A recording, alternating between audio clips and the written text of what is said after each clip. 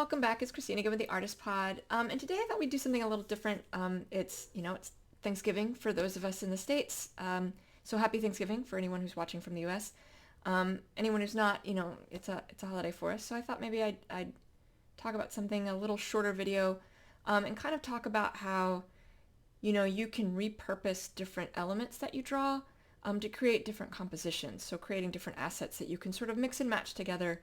And what that might look like. All right, so let's get arting. All right, so just recently I started doing some landscape drawings in my style with the intention of sort of mixing and matching them with some of my drawings, and it's kind of what gave me the idea for the video. Landscapes themselves in my style take a lot of time. They take days to complete. And so, I have this one here. I also have this one here. So I'm also just trying to make sure I'm out of the way. So a couple of landscapes that I'm probably, it's not really worth my time very much to do them. I think they're cool. I think it's interesting to draw. It's certainly a test of my skill because it's not as easy as drawing a portrait. You're drawing a full background. But the reason I wanted to start doing that is I can do something like this, right? I can take an already existing design of the fox, pair it with a landscape, and now I have a totally new and different design. And you can see I've done that with a couple of the different landscapes here with several different things that I've drawn. And all of these can be, a whole new design. Even though I sell all of these portraits and all these other things separately, I can now double that up. So that's one thing that one way I would do it. Other ways, like the long sword that the fox is holding, or even the Zweihander that this cat's holding, those are separate files. I have them as fully finished independent images that I can mix and match when I need them. Even though I drew the longsword to pair with the fox, I actually drew the longsword separately.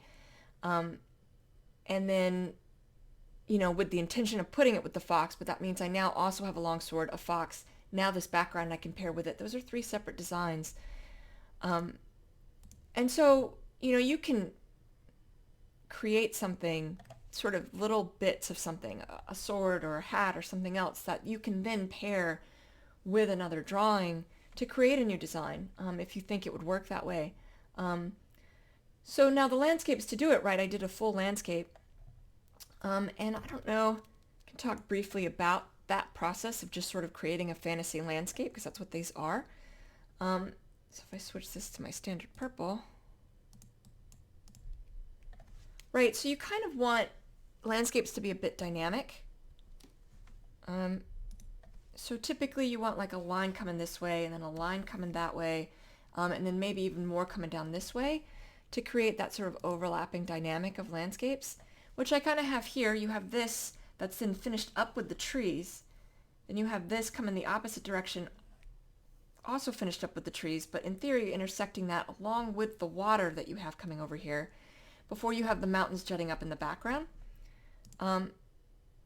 And for this one, you have that very clear, this, that then goes this way, with, an interesting effect in the middle. You have the river here in the middle, or the lake or river here with the sky reflecting.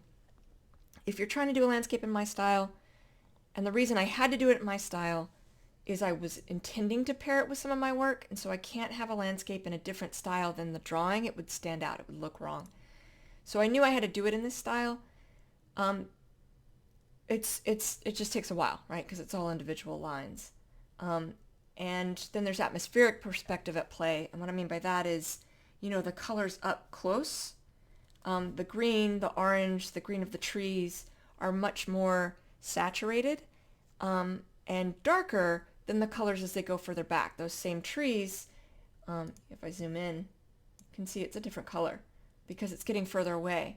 So that color on that scale, if I zoom in and show you, right, so this is the original color of the tree here. Make sure you can see that over my head. And this is the color as it goes further back. So it takes a step towards gray, which is desaturating the color, and a step towards brighter. And that's how you kind of create atmospheric perspective. Things get hazier as they get further away from us. You can even see it you can clearly see the color difference between the rocks as that mountain is further away than this one. So it's not as vibrant. Same is true here. As this green is coming back around, this is a different color than this is a different color than this.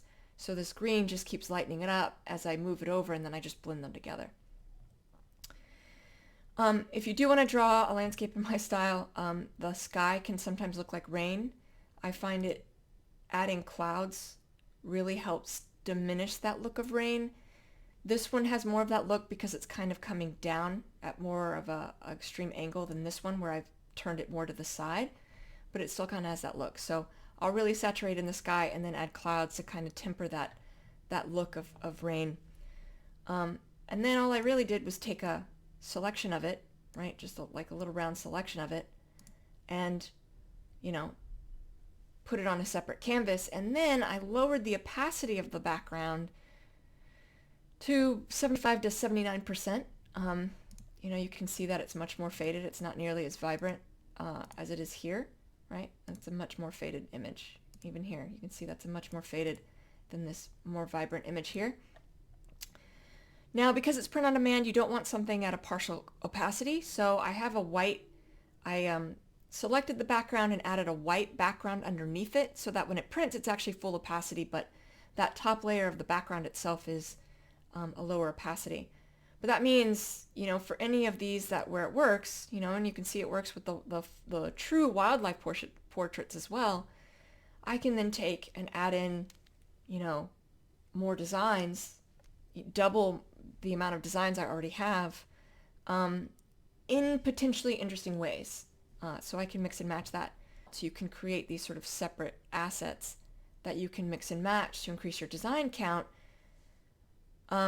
as long as it's adding to it, I would say. I didn't know how this would look when I was first doing it. I had an idea that it would probably look cool, but I think that it adds a lot to it. That's why I did the background, is I was hoping it would add a lot to it. I think it does. I think it adds a ton to the drawing itself, so you can still have that individual cat that people may want, but now there's also this potential background. And because the cat and the fox are on the same theme, I could even put both of them in the same image and have another design, all by mixing and matching the designs I currently have.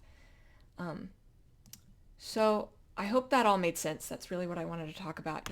Don't just think about it as I'm drawing a one and done. It's I can add to I can add to this as I want to. Doing the landscapes, yeah, they took me a few days, but I can repurpose them for every single design I have. And if it works with the design, there's some animals, that would be more desert-like, so I would need to do another landscape for that.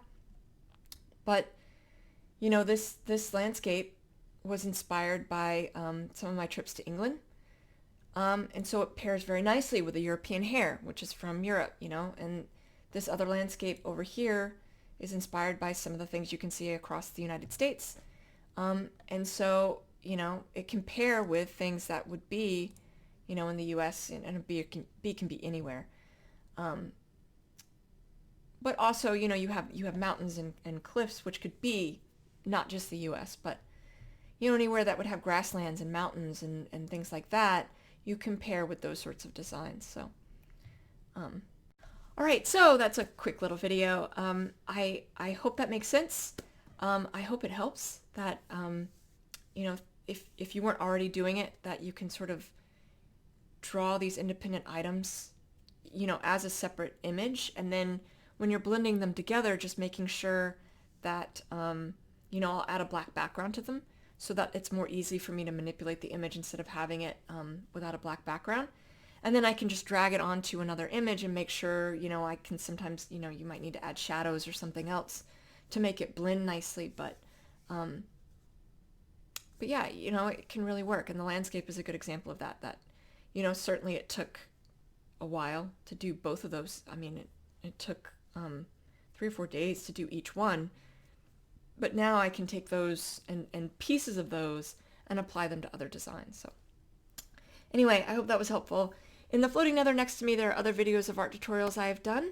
I hope you all have a lovely Thanksgiving if it is Thanksgiving for you. If not, I hope you have a lovely day anyway, and I will see you all soon. Thank you so much. Take care.